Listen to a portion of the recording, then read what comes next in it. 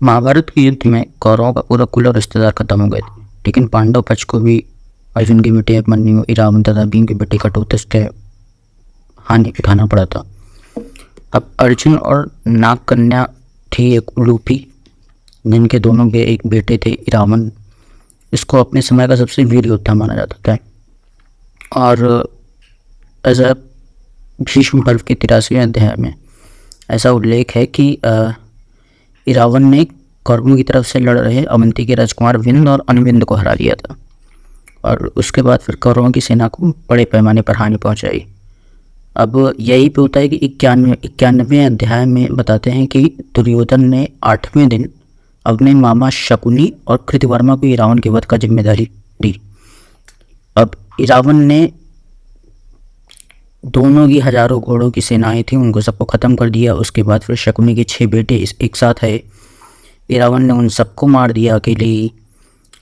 तब इन सब से दुर्योधन बहुत भयभीत हो गया और उसने क्या किया कि ऋष्यशृंग के पुत्र थे अलम्बुश, उसको जिम्मेदारी पहुंची। और अलम्बुश जो था वो बकासुर के वध के कारण भीम को दुश्मन मानने वाला था, ठीक है।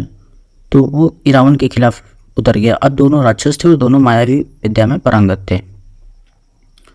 तो माया युद्ध काफ़ी समय तक चला। अलम्बुस जो है गुस्से में भयंकर रूप धारण किए, इरावन पर हमला किए। इरावन ने माया का प्रयोग शुरू कर दिया।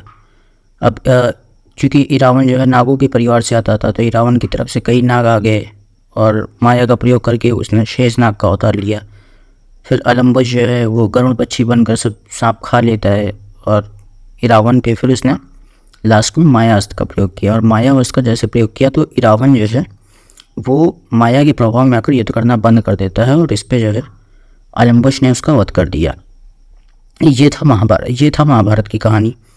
एक किंवदंती ऐसी भी है कि अर्जुन और उलूपी का जो पुत्र था इरावन, वो किन्नर था।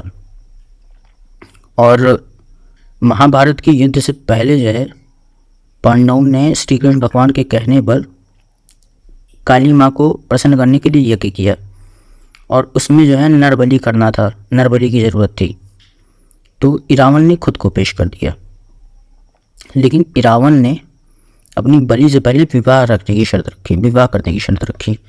अब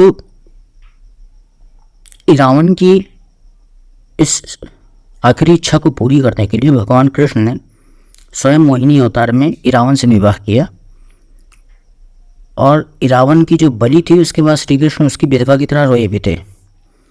अब इस बलि से काली माँ जो है बहुत प्रसन्न हुई और उन्होंने इरावन को फिर से जीवित कर दिया और दोबारा जीवित करके उसको जो है किन्नरों का देवता घोषित कर दिया।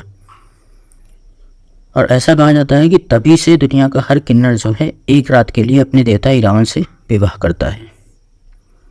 आपको यह जानकारी पता थी कि नहीं? कमेंट